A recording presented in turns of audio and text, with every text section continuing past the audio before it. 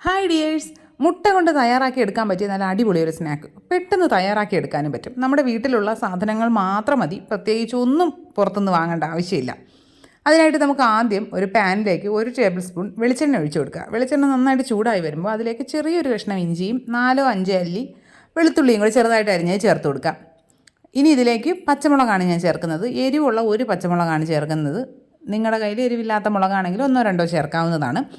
പിന്നെ കുഞ്ഞുങ്ങൾക്ക് പച്ചമുളക് കടിക്കുന്നത് ഇഷ്ടമില്ല എന്നുണ്ടെങ്കിൽ അത് ഒഴിവാക്കാവുന്നതാണ്. ഇനി ഇതിലേക്ക് നമുക്ക് ചേർക്കേണ്ടത് സവോളയാണ്. മീഡിയം സൈസ് 2 സവോള ചെറുതായിട്ട് അരിഞ്ഞതിനെയാണ് ചേർത്ത് കൊടുക്കുന്നത്.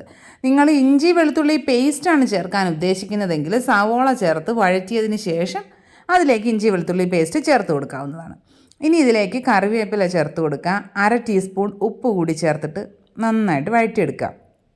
നമ്മൾ ഇഞ്ചിയും വെളുത്തുള്ളിയും അരിഞ്ഞ് ചേർക്കുന്നത് കൊണ്ട് അത് നന്നായിട്ടൊന്ന് റോസ്റ്റ് ചെയ്തതിന് ശേഷം മാത്രമേ സവോള ചേർക്കാൻ പാടുള്ളൂ. ഇല്ലെങ്കിൽ അതിൽ ചിലപ്പോൾ ഇഞ്ചിയും വെളുത്തുള്ളിയും പച്ചയ്ക്ക് കടിക്കുമ്പോൾ അത്ര ടേസ്റ്റ് ഉണ്ടാവില്ല. ഇതെല്ലാം കൂടി നന്നായിട്ട് മിക്സ് ചെയ്തെടുക്കുക. സവോളയുടെ കളറൊക്കെ ഒന്ന് മാറി ചെറിയൊരു ബ്രൗൺ കളറിലേക്കായി വരണം.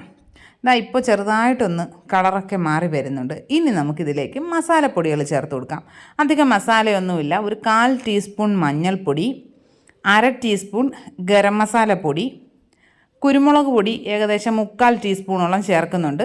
എരിവ് പോരാ എന്ന് തോന്നുകയാണെങ്കിൽ ഇനിയും ചേർക്കാം. പിന്നെ കളറിന് വേണ്ടി മാത്രം ഒരു 1/4 teaspoon Kashmiri chilli powder, 1/2 table spoon മല്ലിപ്പൊടി, ഇത്രയും ചേർത്തിട്ട് ഇതിൻ്റെ പച്ചമണം മാറുന്നത് വരെ ഒന്ന് വഴറ്റി കൊടുക്കുക. എല്ലാം കൂടി മിക്സ് ചെയ്തതിന് ശേഷം ഒന്നുകൂടി ഉപ്പ് നോക്കുക. ഉപ്പില്ല എങ്കിൽ കുറച്ചുകൂടി ചേർത്ത് കൊടുക്കുക. കുരുമുളക് പൊടി വേണമെങ്കിൽ അതും ചേർത്ത് കൊടുക്കാവുന്നതാണ്. മല്ലിയില ഉണ്ടെങ്കിൽ നിങ്ങൾക്ക് ഈ സമയത്ത് ചേർക്കാവുന്നതാണ്. എൻ്റെ കയ്യിൽ മല്ലിയില ഇല്ലാത്തത് കൊണ്ട് ഞാൻ ചേർക്കുന്നില്ല. അതാ നമ്മുടെ മസാല റെഡി ആയിട്ടുണ്ട്. അതിനെ നമുക്ക് മാറ്റി വയ്ക്കാം. ഇനി നനവൊന്നുമില്ലാത്തൊരു മിക്സിയുടെ ജാറിലേക്ക് 1 മുട്ട പൊട്ടിച്ചൊഴിച്ചു കൊടുക്കുക. അതിലേക്ക് 3/4 കപ്പ് ഗോതമ്പ് പൊടിയാണ് ഞാനിപ്പോൾ എടുക്കുന്നത്. നിങ്ങൾക്ക് മൈദ വേണമെങ്കിൽ അതെടുക്കാവുന്നതാണ്. ഇനി ഇതിലേക്ക് 1 കപ്പ് റൂം ടെമ്പറേച്ചറിലുള്ള പാല്, നിങ്ങൾക്ക് വേണമെങ്കിൽ തിളപ്പിച്ചാറിയതെടുത്താലും മതിയാകും. അത് ഇതിലേക്ക് ചേർത്ത് കൊടുക്കാം. ഇനി ഇതിലേക്ക് ചേർക്കേണ്ടത് 2 ടേബിൾ സ്പൂൺ ഓയിലാണ്. ഞാനിപ്പോൾ വെളിച്ചെണ്ണയാണ് ചേർക്കുന്നത്. നിങ്ങൾക്ക് സൺഫ്ലവർ ഓയിലോ നെയ്യോ യൂസ് ചെയ്യാവുന്നതാണ്. ഇനി ഇതിലേക്ക് ഒരു 1/4 ടീസ്പൂൺ ഉപ്പ്, 1/4 ടീസ്പൂൺ കുരുമുളക് പൊടി, ഇത്രയും കൂടി ചേർത്തിട്ട് ഹൈ സ്പീഡിലിട്ടൊരു 20 സെക്കൻഡോളം ഒന്ന് അടിച്ചെടുത്ത് മാറ്റി വയ്ക്കാം. ഇനി നമുക്ക് 3 കോഴിമുട്ട പുഴുങ്ങിയതിന് വട്ടത്തിൽ കട്ട് ചെയ്ത് വെക്കാം. മുട്ടയുടെ തോലിളകി വരാൻ നല്ല പാടായിരുന്നേ. പുതിയ മുട്ട ആയത് കൊണ്ടാണ് അങ്ങനെ ഒരു ബുദ്ധിമുട്ടുണ്ടായത്. ഇതുപോലെ മുട്ടയെല്ലാം കട്ട് ചെയ്ത് വെച്ചിട്ടുണ്ട്. മുട്ടയുടെ വൈറ്റ് മാത്രമായിട്ട് കിട്ടുന്നതിനെ ചെറിയ കഷ്ണങ്ങളാക്കി മുറിച്ച് വെച്ചിട്ടുണ്ട്. ഇനി നമുക്ക് കുക്ക് ചെയ്ത് തുടങ്ങാം. അതിനായിട്ട് പഴയ ഒരു ദോശത്തവ അടുപ്പിൽ വെച്ച് നന്നായിട്ട് ചൂടായിട്ടുണ്ട്.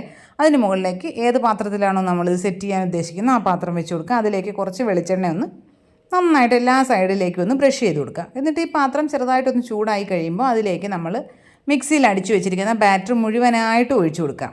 നമ്മൾ 2-3 ലെയറായിട്ട് അങ്ങനെയൊന്നും ചെയ്യുന്നില്ല, ഒരൊറ്റ ലെയറേ ഉള്ളൂ. അപ്പോൾ ഈ ബാറ്റർ മുഴുവൻ ഒഴിച്ചതിന് ശേഷം ഇതിലേക്ക് നമ്മുടെ ഉള്ളിയുടെ മസാല ഉണ്ടല്ലോ അത് ചേർത്ത് കൊടുക്കാം. ഉള്ളിയുടെ മസാല കുറച്ച് താഴ്ഭാഗത്തേക്ക് പോകുന്ന രീതിയിൽ വേണം നമ്മൾ ഇട്ട് കൊടുക്കാൻ.